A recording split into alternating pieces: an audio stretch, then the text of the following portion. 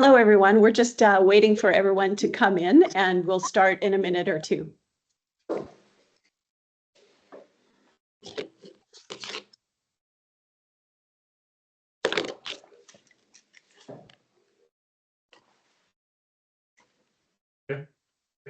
We're live.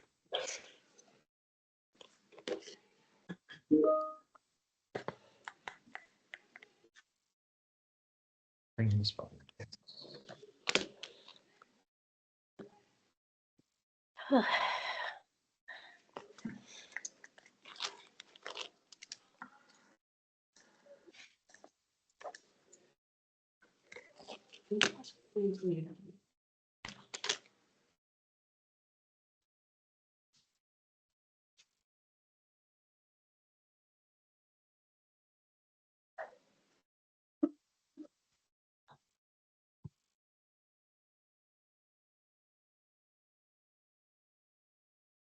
Right.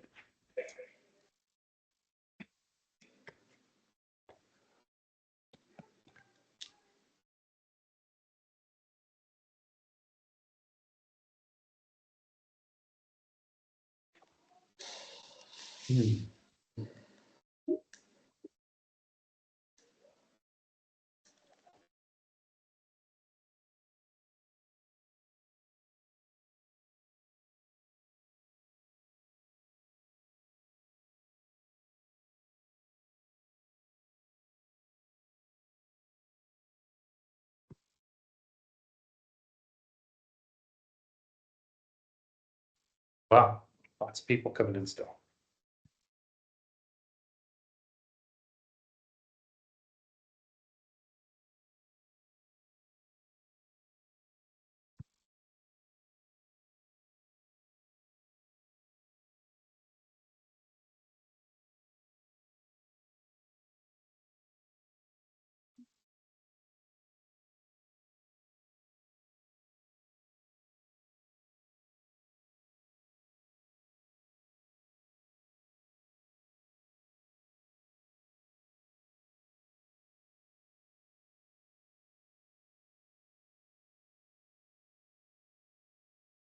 Again. Okay.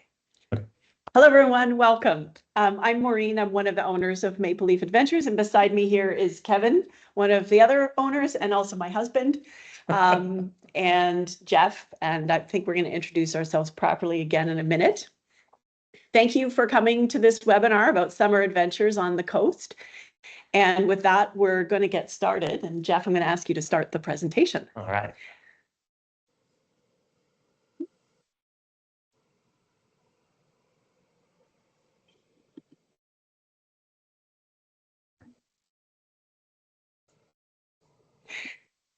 So what we're going to do is take you on a journey across the coast. And we're really lucky to have both Kevin and Jeff here.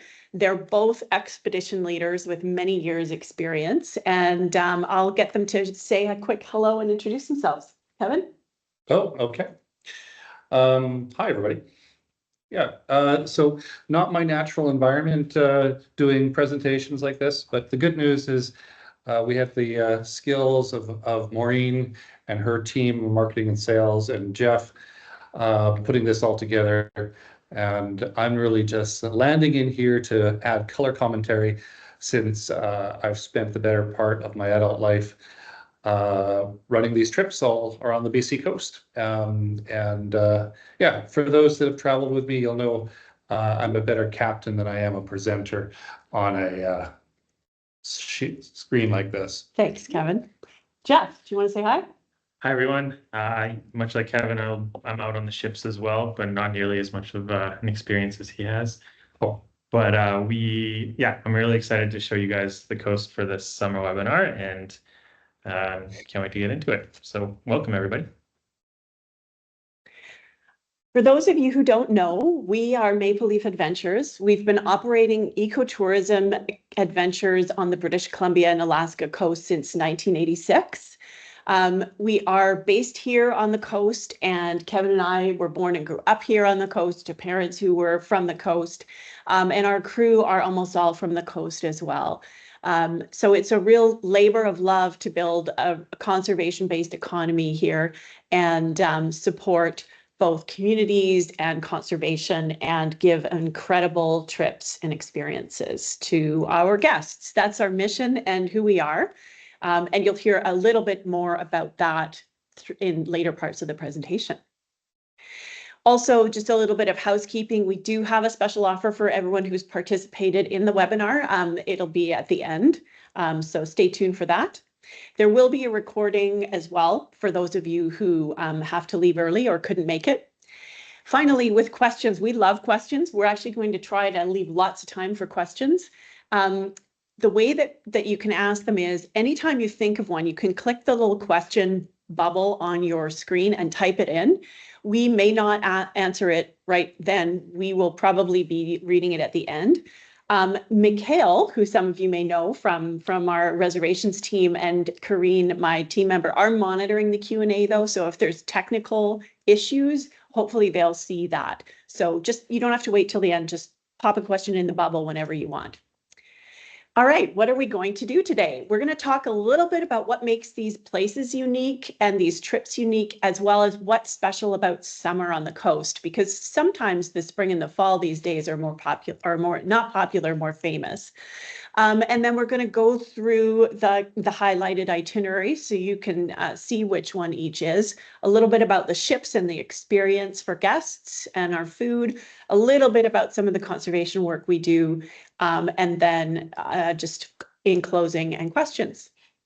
So without further ado, I'm going to pass the baton to Kevin to talk a little bit about what makes our adventures special. Okay. Well, that's easy. It's this coast that's the reason why our trips are so incredibly special. We have some incredibly passionate and skilled crews that we'll talk about later on. Very deeply proud of the fleet, our two heritage vessels in Cascadia that we'll talk about later on. But the coast itself is what acts, as the backdrop to everything we do. And, honestly, with all those skills, if we were doing these trips in other parts of the world, it just wouldn't be the same. It is this backdrop. And of course, our style of travel is this total joy that we have with our guests, the ability to have just real fun moments because all the details are taken care of. And people that come on these trips are, they're driven with that adventurous spirit. They would be the kind of people that, want to see what's around the next corner, having never been there before. They want to, really have this unhurried, authentic experience. You can see people getting their toes in the sand on this wilderness beach, while the guides are able to tell them some wonderful stories about the history of the place and make it come alive. So we don't have internet on board. We don't need it. It's it's a detached. There's no shopping, etc. It's a real backcountry wilderness kind of experience for people. Now, of course, I mentioned already how special this coast is, and that's the geography of this place, and that is what separates the coast from other parts of the world. We have this incredible sort of regalia that's smashed onto the coast, and it's carved by glaciers, these deep fjords, and of course a salmon-based ecosystem that it really, people will remember that have been looking at this area for a while. It used to be called by the BC government the Mid-Coast Timber Supply Area. We changed that. I was really involved with that process with all of the environmental NGOs and First Nations, and it became known as the Great Bear Rainforest, which is lovely. And it could equally be called the Great Salmon Rainforest, because that's wild wildlife is here for the most part. And next we'll talk about why summer is such a special place, a special time to actually be out on the coast. So I'll hand it over to Jeff for that. All right, thanks, Kevin. Yeah, everyone's here. Why summer? Why would you want to come out on the coast in the summertime? This picture doesn't help answer that. Then I don't know what would. Really beautiful weather. On average, a little bit more sun than other times of the season, but keep in mind it is temperate rainforest, and they do need rain every once in a while. So it is the time for adventure. Key things about that: we have season of abundance. We have all the leaves are coming back to the deciduous trees that are in the forest. The forest is getting thicker, and then the berries start coming out, and the water gets warmer and the temperature gets warmer, and we can just kind of explore a little bit longer during the days as well. We have the longer days in the summer, which allows for really nice long sunsets, sunrises, and it just gives us a lot more time to explore. When kind of like the spring and the fall times, the days are a little bit shorter, so our days are a little bit shorter out on the tenders and exploring on land. But in the summertime, it's full bore. It's you guys definitely go back on the plane exhausted, but not in a bad way. The other thing is, it is the season of the whales. So BC, we're very lucky. The humpbacks are coming back to the coast. And so we have from Hawaii, from the Baja, and some even from Central America, coming all the way back to the BC coast and up to Alaska. So the humpbacks are coming back in big numbers, and just the summer is a beautiful time to see these whales on the coast as they're feeding on the krill and the herring. So in different places, we actually see different ways of feeding, from bubble net feeding to trap feeding. They all differ kind of in different regions. And in some places on the Central Coast, the fin whales are coming back, the second biggest whale on the planet. And they're coming back in really big numbers over and over again in the summer, so into the fall.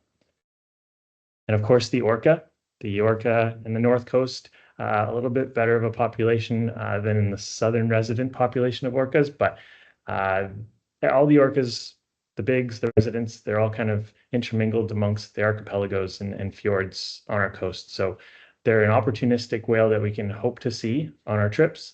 Never promised, but you can be sure that the captains and the naturalists are looking out for them. And on the coast, we're really lucky to be able to visit some of the whale research stations that are very remote. As you can see, there's not a road to this research station by boat, and there's nothing else on this island as far as infrastructure. The lucky views of some bears. It's not the peak time for bears, but they're definitely in the estuaries eating the sedges, and we definitely look out for them on our trips. The chances of seeing sea wolves, which are very rare, but the summertime is kind of the peak time to see them combing the coast, and we definitely go into these habitats where they are. So we're always keeping an eye out for them. And the forests underwater, the kelp forests are coming back in full bloom. They kind of diminish over the winter and then come back in the summertime, and they produce a great habitat for fish and vertebrates underwater. And we can reap the benefits from above. And the intertidal life, no shortage of this. The summertime brings the biggest tidal fluxes. We have some of the biggest tidal fluxes on the coast, 3 to 4 meters, and that exposes a lot of intertidal life, and it really is a treat to be able to see and interpret.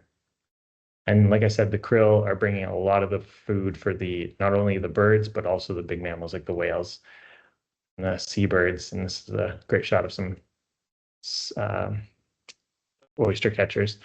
and river otters, and then onto sea otters. We have a great itinerary that experiences a lot of the coast where sea otters are coming back, and they're just a treat to see every time. And stellar sea lions, the biggest eared seals on the planet. We have a lot of haulouts that we can visit and see them there, along with some other marine mammals like Pacific white-sided dolphins and Dall's porpoises from the side. Just a treat. So that's a little taste of some of the wildlife. As you can see, it's like North American safari. It's absolutely unreal. So I'm going to pass off from wildlife to Kevin to talk a little bit more about the culture, or Maureen, sorry.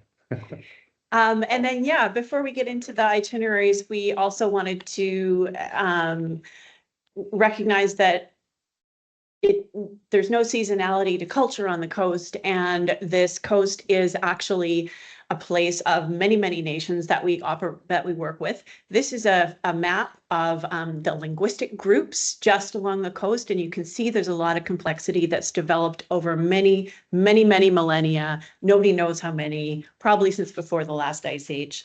And we're really fortunate to have lots of communities and guides that we work with who can share their stories and their history and their viewpoint with you. There are different ways we experience cultural history on the coast, whether it's through visits, whether it's through pictographs and other sites like that in the field. And we have always, since 1986, recognized Indigenous rights and title and worked with the communities in the areas that we travel.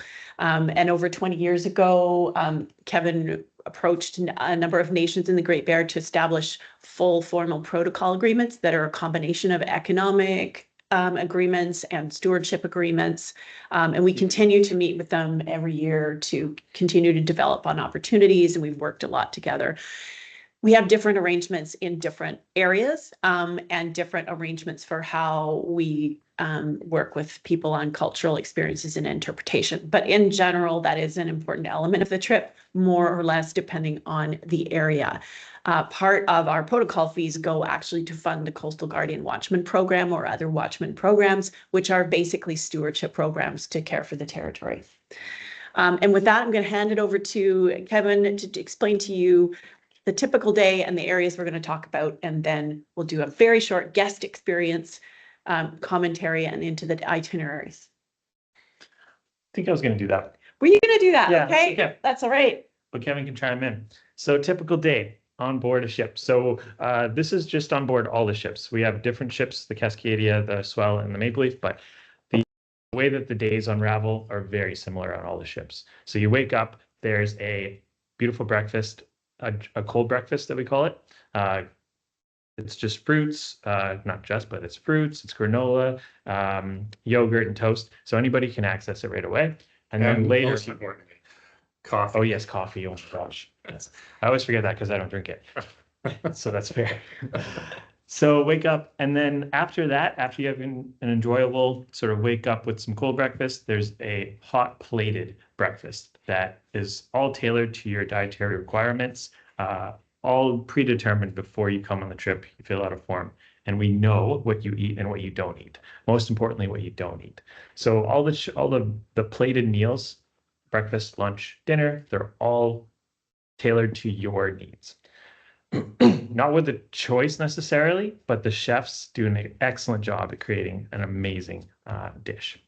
So after breakfast, we'd get in the tender, go on a short trip, maybe go for a kayak, or maybe we have to weigh anchor and get to the next location for later in the morning. Either way, you're going to get a snack mid-morning.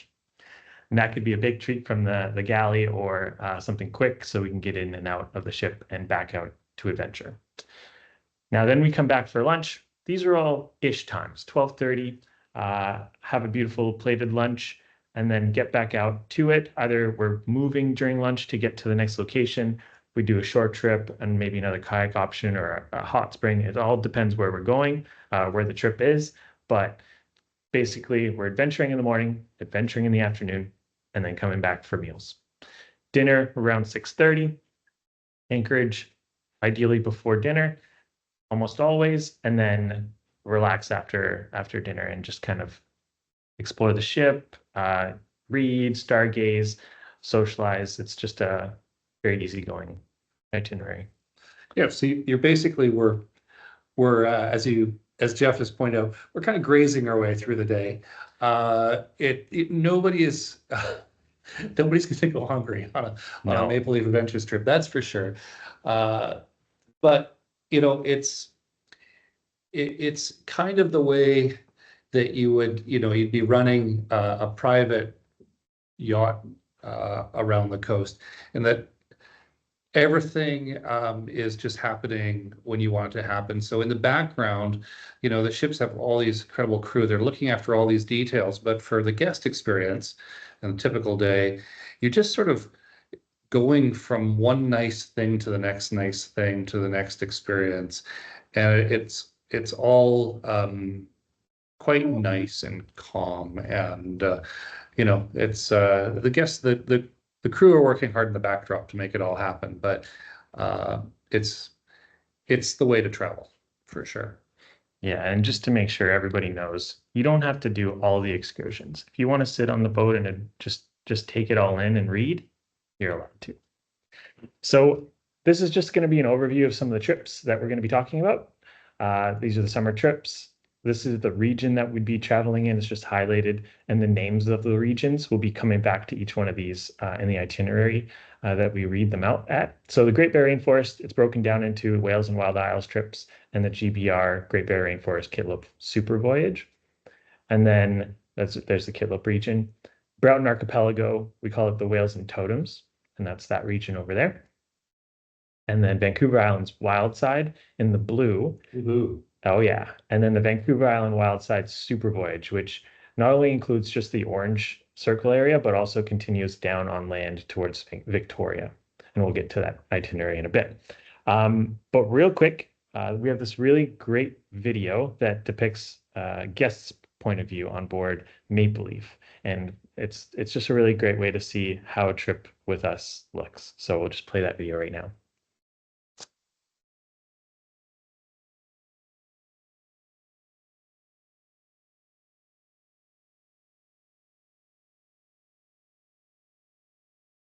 It's exciting to be on the coast, and it's exciting to be on a ship that is old, has history. I come on board knowing I'm going to make friends. It's going to be the crew and the other guests, because you're there for one reason. You like the great outdoors. You want to see the beauty of British Columbia. You want to see the beauty of these oceans. You want to see the beauty of the marine life. And you come together over that. It's quite an honor to be on an old ship, and especially with the history the Maple Leaf has. For a small ship with quite a few people, you do not feel overcrowded. On deck is such a freedom to talk to people and look at the surroundings. It has a certain rustic elegance that I love. After a little tour, we came out onto a beach, and there was gnarly old trees, rocks, moss, just gorgeous. And I had enough time to paint it. To me, that's just totally relaxing. It's like a tonic to be able to do that. The crew is amazing. I always feel safe and secure and extremely well taken care of. They know their boats. They talk about their experiences, which I really love to hear on other boats. Makes them very knowledgeable about the places that we stop at. They've been there before. We have a naturalist, Mary, aboard. Mary is very knowledgeable, looking at birds and sea cucumbers, sea stars. There's hikes, there's walks, there's trips in the tender. Everybody is respectful, friendly, magnificent food from the chef. The dining opportunities on the Maple Leaf are so outstanding, they boggle the mind. We'll be exploring the shore, and all of a sudden we'll come out to the platter of lunch. It's such a treat. Not only is the water, the mountains, the eagles, the bears, everything stunning. The fact that Maple Leaf is so into ecotourism, which mirrors my feelings about this planet, it just is a perfect fit for me. What can I say? I just want to do more of it.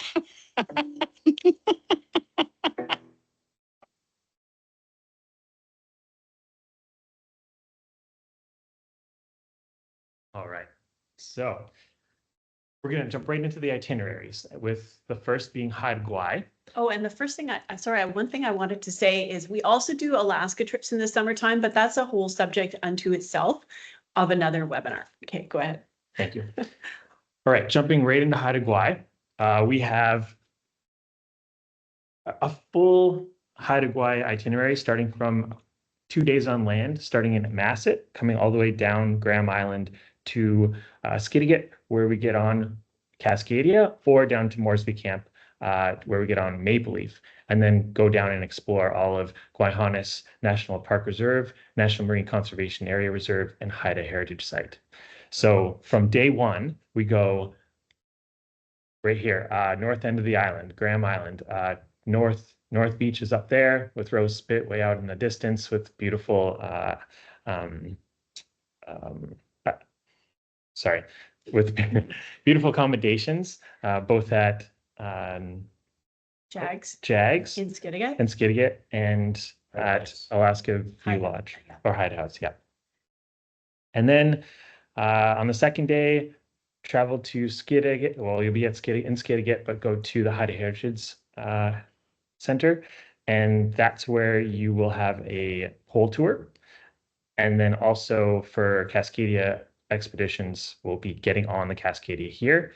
And then the Maple Leaf, they'll head over to Moresby Camp and get on Maple Leaf in Kumshwa Inlet. And then we head into Guayhanas National Park Reserve. Day 3 looks a little bit like this, where we go to a watchman site, Tanu, where we'll have Haida guides on shore. Not always, but usually giving us a tour of the cultural site at all these cultural sites that we'll be visiting. The biodiversity here is unreal. We'll definitely be viewing some of the intertidal life here. And then getting to the end goal for a lot of these trips is to get to Skungwai, which is on the west coast of Haida Gwaii, the very southern end region. And it's got poles still standing. So these are mortuary poles, and they're just incredible to see. This a Haida Heritage Site and a UNESCO World Heritage Site. Hot Springs, we try to visit the Hot Springs Island, and everybody's welcome to go in or explore the island. Windy Bay, site of the memorial pole that was risen in 2013. First pole risen in 150 years in Haida Gwaii. Try to explore this area. There's even a 500 to 1,000-year-old Sitka spruce we visit. And then to Skidans, which is one of the last sites we'll visit, but a really nice summary of everywhere that we visited in Haida Gwaii. That's our guide, Dee Dee. Oh, yeah, Dee Dee. She's such a lovely Haida guide to bring the villages to life for us. Yeah, she's got a beautiful heart. And on the 8th day for Cascadia guests, we'd finish the trip up in Sandspit, where everyone flies out from. And then Maple Leaf has the 9th day. Gives them time to set the sails in some of these regions and finish in Moresby Camp, but also fly out of Sandspit. So here's just a summary of what the trip looks like. Vancouver to Masset, land day on Graham Island, travel throughout the archipelago of Guayhanas, and then fly out of Sandspit back to Vancouver. Yeah, and what Jeff was showing is some of the highlights. We usually do have a couple of short trips a day and other experiences, so it's way too much to show in an overview. I could do a whole talk, just an hour in Haida Gwaii. Yeah. So. But we're not going to do that. Instead, Kevin's going to tell us about a trip he created based on his time as a marine park ranger on the west coast of Vancouver Island. Thanks, guys. Yeah, so Vancouver Island's wild side has a very special place in my heart. As Maureen said, I've spent years out there, and I wanted to find a way to share it with folks. Now, originally it was on board Maple Leaf, and I said only people that had done a couple of trips on Maple Leaf were allowed to come out because it was a special wilder kind of territory. This is a close-up of the northwest tip of Vancouver Island, including Cape Scott, and Brooks Peninsula. And I was on Marine Patrol out there for years, and I took Maple Leaf out, and now we do this trip on the very comfortable Cascadia, which I was very happy to add to our fleet in 2019. And yeah, it's really unlike the other parts of the coast. Um, uh, I, I I helped with the ecological reserve in Checklisset Bay for many years to support the sea otters that were being brought back and recovering there. So we see a lot of sea otters. Um, and have these incredible days with, of course, ending with the sunset off into the Pacific. There's just it's you know it's my favorite part of the coast, and it's a real exploratory kind of experience for people. Fortunately, we work with the Cayucit folks and get a chance to share their stories when we're out there, and we're welcomed into their territory, which is such an important way to travel, as I think people can recognize. And yeah, always an opportunity to have a little bit of a kayak on our sit on top, very forgiving kayaks for people that often aren't kayakers, but our crew help them in and out, and they find that this is the perfect way to get through the intertidal with a naturalist explaining what we're looking at.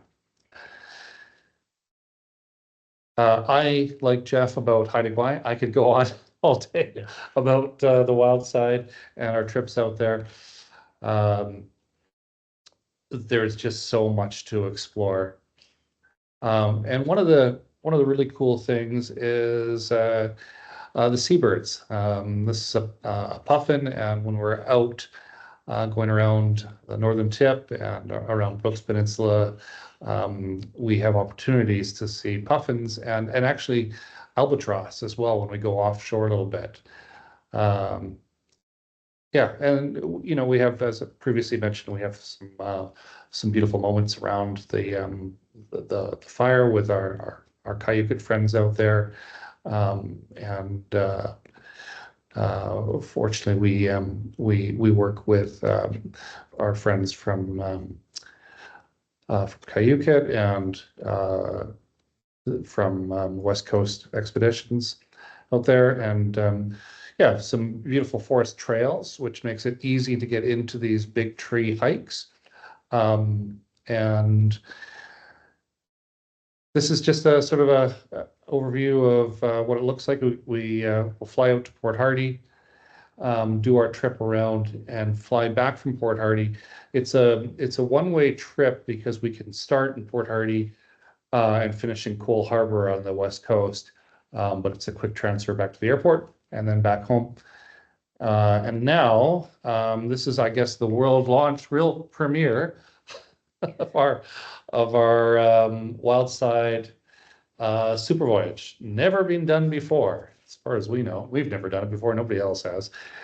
Maureen, do you want to just give a... Sure, yeah. So this is a very special edition. We're not sure we're going to do it again. It's a really cool opportunity to do a whole Vancouver Island super voyage, starting with the wild side trip down below Brooks Peninsula and into Cayucit Sound, and then up around the northern tip, and then through all the amazing areas, the Broughton Archipelago, the Discovery Islands, Desolation Sound, into Campbell River, and then a little bit of a culinary trip in Cowichan and down to Victoria at the end, where there's a historical walking tour. So it's like the best of all of our Vancouver Island trips in high summer. So we're offering that So there's this time. There's few and far between advantages of being in my position of owning and operating a tourism company. But one of the advantages is that I get to choose which trip I'm going to go on.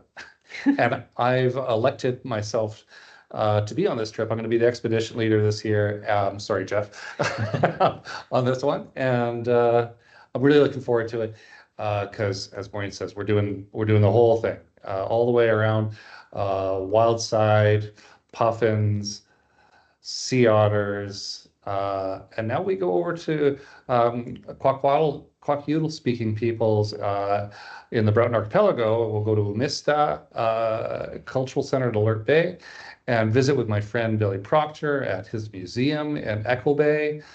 And at this point, we've kind of done, you know, two of our best trips, and we're only halfway through. And we're going to keep on going south into Desolation Sound, and we'll get an opportunity to go up into a big coastal fjord, not by kayak. We'll actually take the ship up. It's a lot easier that way, and go play in some waterfalls. And then the ship drops off the guests in Campbell River, and we have some very deluxe transportation to take people down for a full winery tour in the Cowichan Valley. Yeah, drink BC wine, and continue on down into Victoria for what are we doing in Victoria? We're overnight and then a historical walking tour. And for those that live in Victoria, we can cut that little part out if you don't want to stay in the Hotel Grand Pacific. Okay, overnight. so this is what it looks like. Kind of, I guess that's probably too small to see on your screens. Hopefully there's going to be some questions at the end about that trip.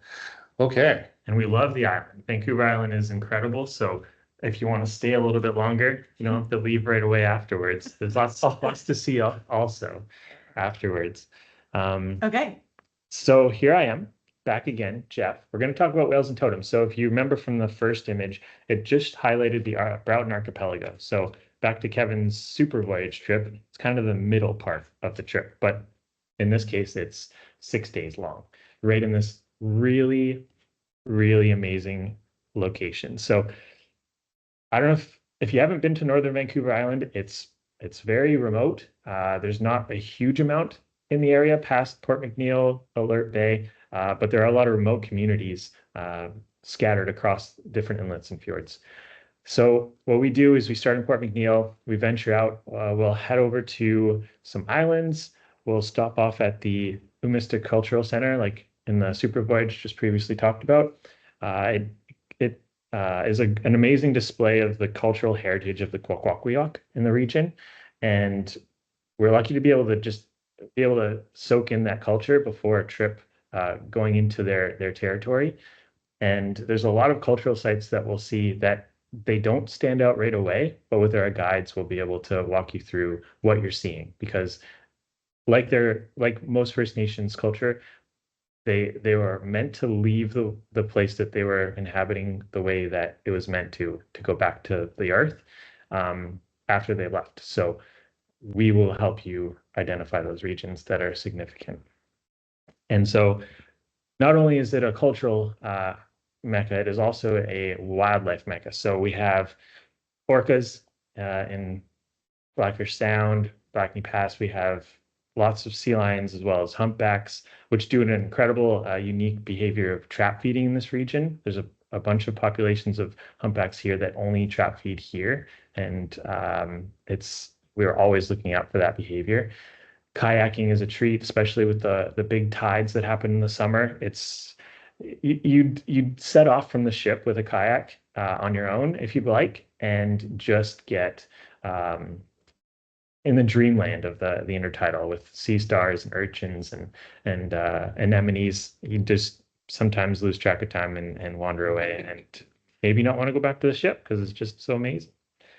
We have pictographs to search out. These stories are not for us to tell, but they are an indicator of the First Nations in this area and time going back to 10,000+ years.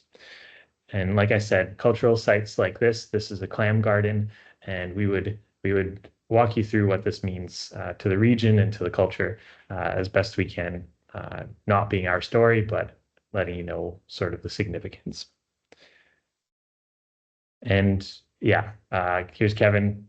Every day we pull out a chart, take a look at the region, where we're going to go, so you guys are involved with the planning as well. But we want to take you on this incredible journey to see as much as you can in this region, because it is unreal, the amount of wildlife that's here. It's just so dense. And of course, beautiful sunsets in our anchorages that you can just sit back and enjoy. So Whales and Totems, this is you fly into Port McNeill, explore the region, fly back to Vancouver. And those are the dates on the left. August is a great year, a great And part you of the can season. you can drive to this as well. You There's can. parking. Yeah. Yeah. So All right. I'll pass off And to for our last destination that we're going to talk, two destinations together, I guess, actually, Kevin. Oh, it's such a massive region. Yeah, it's so big. We need to bring along our drones to put up to get these images of where we're going. So, you know, the sort of the tourism industry and how it all works sort of forces us to do these sample itineraries. You know, as captain and expedition leader, I'm really looking at the weather and the group's interests and making sure that whatever trip I put together, we're getting some of the absolute top highlights. So that could be, you know, going up into the inlets, the islands, or the outer islands and the sort of west coast part. And we're going to put that together on every different itinerary. But honestly, no two trips are ever the same. They're just not designed to be. It's part of the beauty of our style of travel. But you can see this is from Port McNeill all the way up to Kitimat, and there's just so many ways to go through the thousands of islands that are on the BC coast. And you know, typically we will get to these spots and they're unnamed. And no, you can't name them after yourself. It's not allowed, but it's pretty cool to go out there, recognizing, of course, the thousands of years of First Nations history and their beautiful stories. And so often they travel with us as guides and naturalists. But just really getting into the feel and the flow of a trip. And as Jeff mentioned, even in summer, there's an opportunity to see the odd see young grizzly bear. So, you know, I say at Maple Leaf Adventures, we like to provide bears with people viewing opportunities, which is what I'm doing here. And yeah, just, you know, the incredible grandeur and the scenery. Sometimes, you know, the world becomes a little too busy. My to-do list gets too big. And I really appreciate getting out into these grand ecosystems and feeling relatively small in the world. It's a great feeling. And I offer that to our guests. And then, of course, time to visit with the researchers and scientists. So Cetacea Lab, where they're studying the whales, which super crucial because there's some threats to these whales, even though they're coming back in this beautiful story of return to the coast.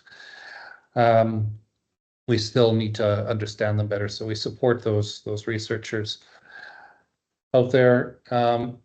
Again, just these beautiful little places. We're out in the fog zone. So even when the rest of the province is under sort of a fire ban or whatever, quite often in the fog zone, as they call it, everything is still so wet. We can have these little campfires below the high tide line. And of course, you know, our backcountry ethics are excellent, and nobody will ever know that we've ever been there. We're very, very careful. But sitting around a fire in an unnamed bay in an unnamed island could be pretty cool. Or, you know, climbing up a little bit to get a view up above for those that wish to stretch the legs. And of course, I think we added this slide because a funny thing happens by about the halfway point of all of our trips is that adults start to regain some of their childhood memories, and we start to have that kind of childhood fun again. Yeah. The coastal wolves are part of the scene, and wow, yeah. just a lovely end to the day. And of course, one of the benefits of cruising all around the BC coast is that we have these natural hot springs to visit. They're all over the place, and we have them to ourselves. So that's one of the itineraries, and there's a few more of these. And if I could just say, while Kevin's flipping through them, Mikhail and Kiara can talk to you about them, but ultimately they're incredible up close experiences. Yeah. Sorry, you had just had a nice slide there, Kevin, that showed. Okay, well, there we go. So that's our sort of 9-day trip in that area, shaded. And of course, cruise ships are now, I can't even understand it. It's just a marketing ploy, but they are starting to say Great Bear Rainforest on our itineraries. But all they do is just a 1-day drive through the area. They of course aren't able to stop. They don't have protocols with the nations. And where are you going to put 5,000 people? You're not into any of these areas. So don't be fooled. Anyhow, yeah, these are the various trips, and they're all whales and wild isles on our itinerary, which I think I'll just skip through these quickly. And yeah, basically the highlights are the same, and there's just a few different routes, and Mikhail and Kiara can help you with that. And into our final destination, last but not least. And there it is. Oh, these all have animations. Thanks to Jeff for building these animations. They're very cool. Okay, Kim, we have okay, there we go. 3 to 4 minutes to talk about the kitlope. Oh, the kitlope, and I need 2 days for the kitlope. I know, but we need to have questions. Yeah, truly one of my absolute favorite destinations on the coast is going way inland. I call it sort of visiting Yosemite by schooner on Maple Leaf. And it's you're just traveling way into the central part through the coast mountains at sea level, and surrounded by absolute beauty, and perhaps more importantly, surrounded by the history of the Haisla and Haudenosaunee peoples, and the grease trails, and all of their stories, which aren't mine to tell. But fortunately, I've traveled there with my brother Cecil Paul, and he shared those stories and likes for us to talk about this incredible history of this place. Oh, these slides are killing me. Too many stories to tell. In summertime, on the spring and we go in here on Swell and Maple Leaf, and in the summertime we have a super voyage in here on Cascadia. Yeah, it's truly spectacular. I hope there's questions at the end about the kitlope and the bears of the kitlope. And we do one trip that includes the kitlope and the outer coast. It's our kitlope super voyage. So you get sort of the best of both. You go into the inside and then out to the west coast. And that's this trip here. And I think that brings me to the end of that slide. Thanks, Kevin. Ooh. That was a lot of navigating you were just doing up the coast. So these are our summer itineraries in British Columbia and on this coast. And again, as I said, we do have in Alaska, but that's a separate webinar. So I'm briefly going to go through these ships and the guest experience, and then we'll get to the closing of this, because we definitely want to make sure there's time for questions. So we have 3 little ships. Cascadia is our largest. It's our expedition catamaran and is the most spacious. She has a beautiful lounge that's made to feel homey and warm when we return from adventuring. Lots of conversation areas to hang out with, before, after dinner. We also have wonderful space on deck with covered and uncovered, so you can be out there in most kinds of weather. And in summertime, we're often dining out there al fresco, which is really special in these beautiful anchorages. We do, of course, have long table dining inside as well, and a full professional galley.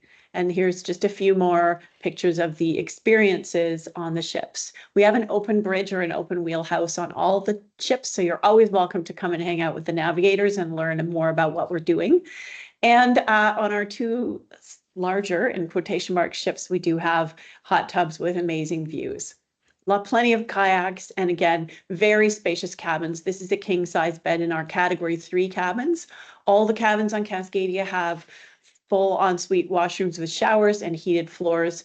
Category 3s have lots of space. This is a category 2, again, also has doors to the deck. Every cabin has its own washroom, and this is the spacious category 1. So very spacious, lots of natural light for you. The next ship is Maple Leaf, and most of these trips are on either Maple Leaf or Cascadia. Maple Leaf is the original ship. She was built in Vancouver in 1904, and she's a spirit of the company that Kevin and I decided on.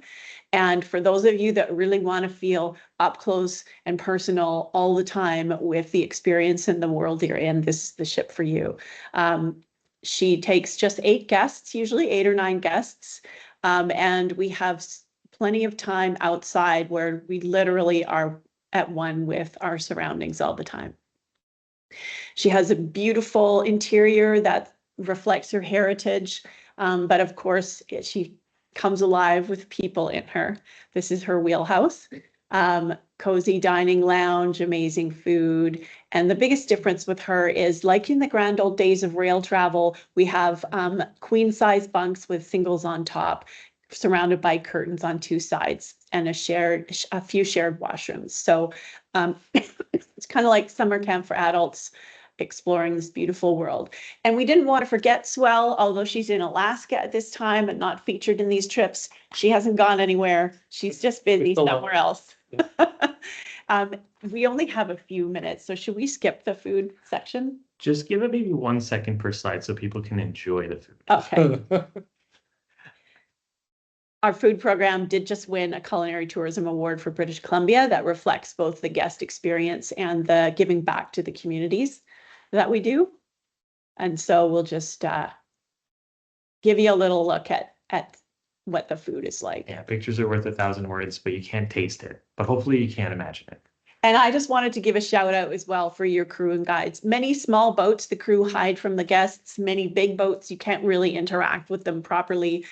On these, your crew and guides are with you 100% of the way, and they range in experience from being very, very skilled mariners with depth of knowledge of how to navigate this very complicated coast to expedition leaders like Kevin and Jeff, who've been involved in the research and conservation and planning on the coast, to chefs.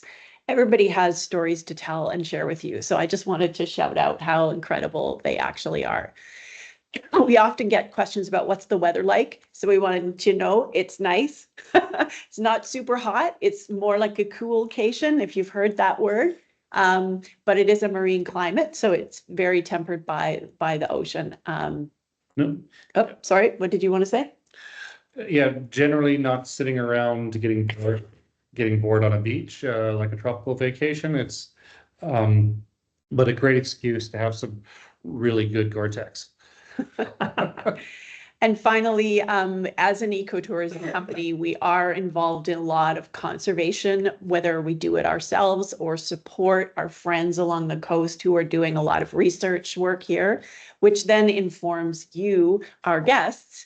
And finally, we actually have a new program this year that you can participate in, measuring oxygen hypoxia and ozone acidification in coastal waters, because our fisheries and our food fisheries rely on it. We're doing that with our industry and the Oregon State University. So stay tuned for more of that, because guests can participate in it.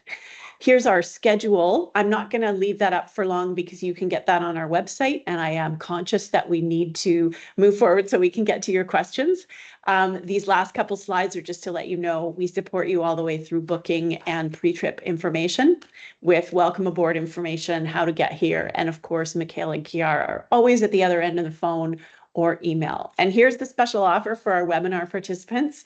If it's booked and paid for in full by a month from now, we will give you $200 off as a thank you for your time on this webinar. If you're already booked, you can contact us. We know who you are. And thank you for that. We do have other special offers. So this webinar one, it can't be combined with other ones. So you may find there's a better one for you, maybe a solo traveler one. Again, talk to Mikhail and Kiara about that. And now finally, we would love to get to your questions. So I'm going to get Jeff to help me find them, and then we're going to answer them. That's the question.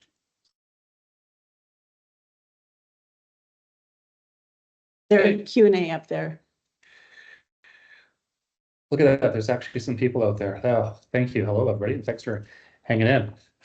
Okay, I'm going to go straight up to the screen to ask them because it's very small. So excuse me for walking through the room. Do you hire a photography guide to help guests with their photo experiences on our trip? Well, you just happen to be talking to two of them right here. Jeff, do you want to answer that question? Yeah, we have a lot of skilled guides and crew members that are avid photographers. So we don't necessarily need to hire photography guides. We kind of have the natural know-how on board to help you figure out your cameras, give you tips, settings.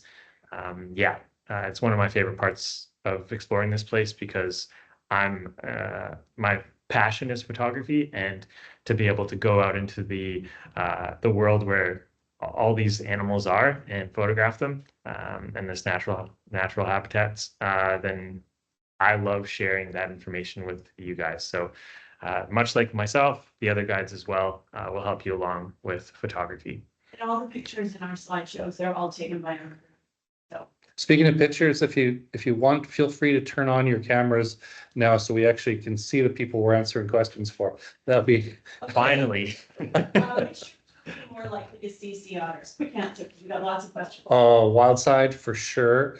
And almost all of the trips we talked about, except for Haida Gwaii. They're coming back slowly. Yeah. But yes, all of the trips. But the densest populations of the wild side. Yeah. Is there internet cell access in all of these areas? There's a bit of cellular coverage kind of at the beginning and the end, but not once we get out into the areas. Yeah, it's a chance to disconnect and reconnect with nature, I call it. But we can give more specifics. Which step, the temple or the catamaran is best for someone handicapped and walk with two canes? Cascadia. Cascadia. What's a good starting trip to get our feet wet, so to speak, and become acquainted with your ships? Ideally around 5 days or so. We have the Whales and Totems, that's 5 days, which Jeff went through, and we have one 5-day Whales and Wild Isles trip on Cascadia. So depending on which boat, those would be good starter trips in the summertime. And I just answered the question below as well. What's the difference between the ships in terms of sleeping comfort, dealing with rough water, personal versus shared space and such? I think we probably went through that in the ship section. Kiara can talk about it with you a little bit more. Yeah, about personal space versus shared. Yeah. You can find quiet space actually on all the ships. Yeah. That's one of the nice things about them. But in terms of like the rooms, yeah, Swell and Cascadia both have private cabins and en suites, and Maple Leaf is a shared suite. Yeah, that's an area that I'll speak to just briefly. That the tourism world has us artificially focused on the size of our bed. Right. And like, that's just, as if that's the most important thing. And it's not. Our smallest beds and our least comfortable accommodations are on Maple Leaf, for sure. We call it, summer camp for adults. But the experience is absolute top experience. You roll into your bunk at the end of the night exhausted from a very full day, and you're literally meters away from a cup of hot coffee in the morning when you roll out of bed. It's this, you're sort of selling, I guess, this commercial relationship, and people focus on the bed and the cabin and all that. It's not the most important thing at all. The experience during the day. And then that's just, you choose which itinerary and which ship you'd like to be on. then there was a question about like seasickness and stuff. This area, most of it's called the inside passage, and so it's highly protected. You don't get the big ocean swells you're used to. And Maple Leaf and Cascadia are both very, very good boats if there is a little bit of swell, which is why those are the two that have done our wild side trip, which is where you can get a few hours here and there of ocean swells. Let's see. How do you manage injuries or medical emergencies? Kevin, why don't I hand that one to you? Oh, well, it's all about being proactive and planning and great training ahead of time. And as I train all my crews, situational awareness so people don't get injured. That's, we're pros. We're looking out for any potential hazards, and we've got all the equipment, of course, all of the skills to deal with it. And we've got relationships up and down the coast. I myself have spent years as doing search and rescue and training people how to do those kinds of things. And on Cascadia, we do have one extra trick up our sleeve, and that if someone does have a strange, hard to diagnose or whatever medical issue on the trip, we can do a medevac from our helideck straight to higher care in the hospitals. So there is no other no other boat in our fleet has that ability from any other operators. So we're proud of that, and keep people safe. And we have a doctor on call we can call from our satellite phone, and they've been incredibly helpful. And just to make you guys aware, we are always, as the expedition leader and guides, we're always looking at everyone's abilities and accommodating that. So we're not going to put you, if we think you're not going to be able to do a certain walk or hike, we're aware of that. We'll be talking to you. We'll say, let's do something different. We'll make sure that you're not put in a situation where you're uncomfortable. Yeah, good point. Good point, Jeff. Average long hikes. Well, to Jeff's point, it's choose your own adventure, and there's often different opportunities. We crew on board all of our ships to split the group up into kind of a more go-getter. Let's go on a more adventurous hike, and another group that would like to go slower. Average is I guess in terms of a hike, maybe it's hour might be an average sort of time there and back. Yeah. Yeah, and for the short trips, they range from perhaps exploring a beach where you're just walking, however, to a hike to a view or other kinds of moving around. So we might be on shore for an hour and a half to 3-4 hours, depending on the area as well, just in case that was part of the question. Are there any trips where you sleep on land and not on the ship? Just the hotel visits before and after. Yeah, when we're doing our land days, we like to support the local economies of the small towns and villages that we're visiting. So we do have components where it's a land day pre or post sometimes, and that works out really well that way. But for the most part, we are sleeping on the ship. And we anchor at night, by the way. Yeah. But when we're sleeping on the ship, we're actually stopped. We're not moving. We're in a quiet, beautiful cove. There might be just the tiniest little movement, like rocking a baby to sleep, but it's pretty calm. Okay, let's see. What time is morning coffee and breakfast? From like early until.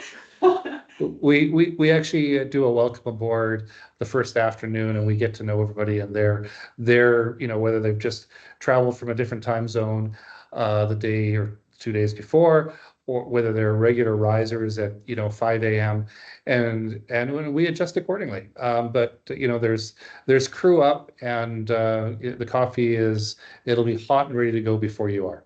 Promise. How for the water? I think we answered that one already. Yeah. But that is a good point. As far as how rough are the waters, we're not going to be going out into big seas if there's a storm, say. We're making sure that our itinerary is as calm as possible. So that's why we can't say our itinerary is going to follow something that's on the website, because a weather system could come through, we change our itinerary, we maybe, instead of going to the west coast at the beginning of our trip, we're staying into the fjords, letting the system go by and then back out. So we're always right down to the comfort of the ship, thinking about how you guys are going to be, to an extent. I'm traveling by myself. Does it cost more money? I'd be willing to room with someone. So we have a couple of options for that. There are some trips where we don't have a single supplement, and Kiara and Mikhail can tell you about them. I think Whales and Wild Isles might be one of them. And there are other trips where if we can match you up with someone else. So let's talk to Mikhail and Kiara about that. Great. Is that all the questions? Just want to check I opened the chat. Maybe that was a mistake. Maybe some of the questions went there. Nope, I think Kiara was. Oh, how are the biting insects? I love this question. So can I take it? Yeah, go for it. Go for it. Go to Northern Ontario. Yeah, so I don't know where you're from who asked that question, but it's not like Ontario or the North at all. Hand up. It's in the summertime, there are some insects around, and if you go inland to where there's standing water, you'll encounter them. And it's coastal insects, so there's not a lot of them compared with clouds of mosquitoes that you might get in other parts of northern Canada. If you're out on the water, the breezes blow them away, so it's not really a big consideration. We do have bug spray you can use because there might be the odd mosquito or horsefly or something like that on some of the shore trips. Yeah. I went out of order, but can we accommodate CPAP machines? Absolutely. Yeah. On all three ships, these are very robust ships with incredible power systems, and yeah, no problem at all. And are any trips back to combine different areas? Yes, actually, we do have, and I can't recall if we have the routes specified on our site this year or not, but there are several that you could do back to back. And we do have back to back special offers, which help you also. The Wild Side Super Voyage is essentially that. It's a pre-packaged back to back, as it's kind of that way too. Yeah. So yeah, let's see, off the top of my head, Wild Side Super Voyage is a good example, as well as Whales and Wild Isles and Kitlope. Yep. Whales and Totems and Whales and Wild Isles as well. Yeah, so there's several options. Questions? Beer, wine with dinner? Somebody's already answered yes. Oh, yeah, definitely. And if that's your. yeah, no, lots of good choices that way for sure. We like to really highlight some of the best local craft brewers to the point where, you know, I had installed a keg machine in the bar on Cascadia, so we literally get a keg of beer from the most local craft brewer, so you really have that taste of the experience, and with the wines as well. And yeah, we're going to be doubling down on our whole BC and Canadian products this year for obvious reasons. Cascadia trip. Oh boy. You dumped them whoever asked that. Yeah, well, no, I get asked this all the time, and it's sort of like, hey, you know, people are asking me which is my favorite child, because the ships are our children. I think there is an absolute beautiful and hard to discuss. Something happens on board Maple Leaf. People fall in love with that ship, and the experience is so deep and so rich, you know, because we're all living together throughout the day. So if you can handle not 5-star accommodations, it's a beautiful way to go. And, you know, have a look at the we have on the website, you know, you can do a walkthrough and have a really good look at the whole ship's accommodations. And, you know, that said, Cascadia is, has more crew on, so maybe you have more support crew to help you get through the trip and to tell great stories. Thank you for that, Kate. Yeah, to make you yeah. When I bought Cascadia, I had to do a special deal with the earlier owner who had it, and I absolutely said that a beautiful Italian, this classic Italian espresso machine had to come with the ship when I bought it.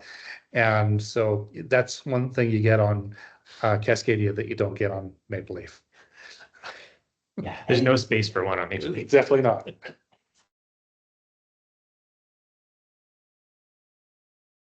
Values and the same approach to the experience on all the ships, but there's just a little bit different on the ship experience in terms of the space and the accommodation. Yeah. I think that's, I think that's all the questions. I like, So thank you. yeah, I saw Elaine mention something about loving being out of cell service. I love that. It really makes a difference for experiencing the place. You aren't disconnected. You're not looking at your phone, maybe to look at the pictures you took earlier that day or yesterday, but it is a unique experience for sure because of that. Found another question. Do you mind sharing the date for the Alaska voyages? So the Alaska trips are in July and August. Throughout their longer trips because it's such a large area to cover. It's an extension of this coast, but things are bigger up there. So yeah, July and August. Yeah. I'm sorry, I don't have the dates off the top of my head. Can you see if up there? There's another question. Sure. Let's see. What's the shortest wild side trip? It's the 7-day one. The 7 Yeah. nights, 7 days. Yeah. Are there 5-day wild side trips in other seasons? No. No, you No, you would not want to be out there in other seasons. No. So we we look at when the summer high typically sets up and we get into a nice gentle northwest flow on the BC coast, and that's when we're out on the wild side.